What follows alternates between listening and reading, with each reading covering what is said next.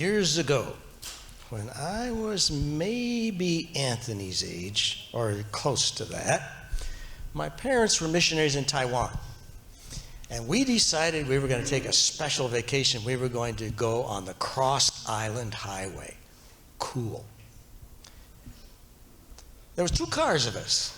There was a family in their own car, and then there was a bunch of us sharing a Volkswagen bus together. Anybody remember Volkswagen buses? Yeah, engine in the back, yes. And as we headed down island, everything went fine for a while, and then the Volkswagen bus went by the side of the road. Now, I was just a teenager.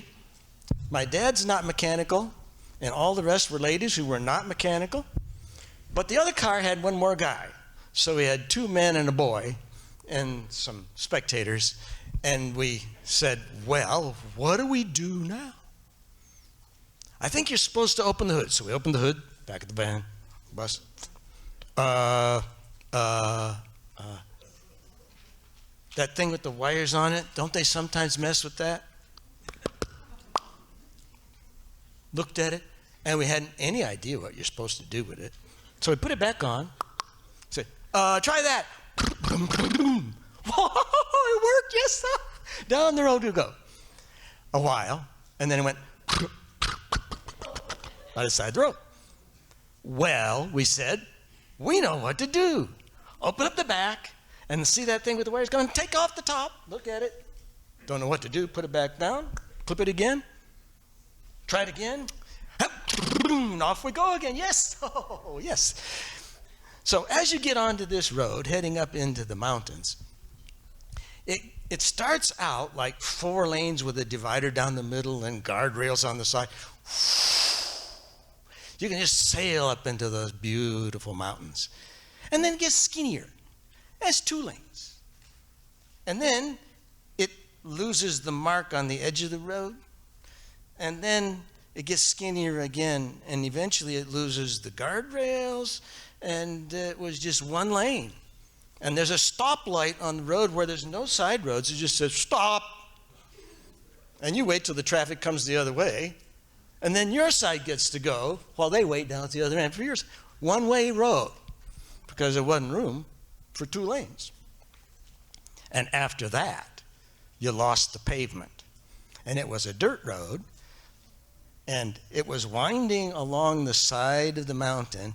Now there was a river down below us in this valley, and I was sitting by the window of the car, putting my head right up to the window to see what I could see down that side.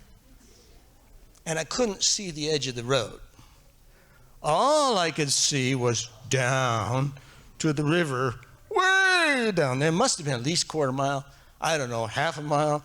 I'd have said maybe a mile, but I think that might be a little exaggeration. But it was a long ways down to the river, and I couldn't see anything between where we were and way down the side of that mountain. It was just dropped right off. Well, we got up into the dirt part of the road, well past the last town, and the car went again.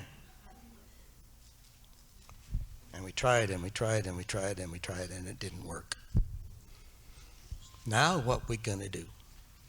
Well, a logging truck came by with a bunch of logs in the back of the truck, and he had a big rope, and he said, I'll pull you back into town. Yes, yes. So we got it worked around and turned back, and I don't know if I can show you this correctly, but let me see if I can try here. I learned some things I should have learned before. All right. So if we're going that way, this is the truck, and we tied from that corner of the truck to that corner of our car. What you guys laughing for? Because every time the rope comes tight, well, I should have done it the other way. This was the truck, and this was us, and that was from then. Every time the rope comes tight, the front of our car goes like that, toward the edge of the mountain. Now, another thing we should have known, but none of us seemed to know, was that you need to keep the rope just a little bit snug all the time. Because when you go down the hill, you can catch up to the big truck. And then at the bottom, you just sit there and you wait for the rope to come tight, and all of a sudden, boom! And it jerks your nose over to the side of the road like you're going to drop right off the side of the mountain. It was kind of scary. It was kind of scary. And then we came to the place where the road went a right angle onto a bridge. Oh, did I forget to tell you our horn didn't work? So as the truck went around onto the bridge, the nose of our car was just being pulled again and again, closer and closer to the edge. And for the only time in my life, I heard my dad scream. My dad's not a screamer. But I screamed, and my sister screamed, and my mom screamed, and the other lady screamed, and my dad screamed too. I don't know if we screamed loud enough for them to hear us or not. But in the middle of the bridge, the truck just stopped. Just stopped. And our front tire was about that far from the edge. And I went and I looked over that edge, and this was a side where a little valley came into the big valley. So it wasn't all the way down to the river. It's at least as high as his church, maybe higher. And we would have gone right off that edge and crunched our bus and probably killed most of us. But we didn't, because God was watching out for us. We said, I think we're going to leave the car here and let a mechanic come back and get it.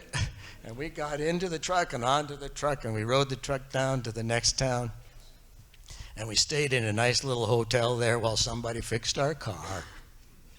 Now, for the mechanics around, that distributor cap, that did it because the base plate was loose. And the whole distributor could wobble around and lose its timing. And when we messed with it, we accidentally got it back sometimes and sometimes not. And the new base plate down there, and boom, the thing ran fine. Wasn't a problem with the engine, it was just that one little plate down there. Anyway, God knows how to take care of us, and that was really scary and really dangerous, and he kept us safe, and I am so glad that he did. Thanks. You go back to your seats.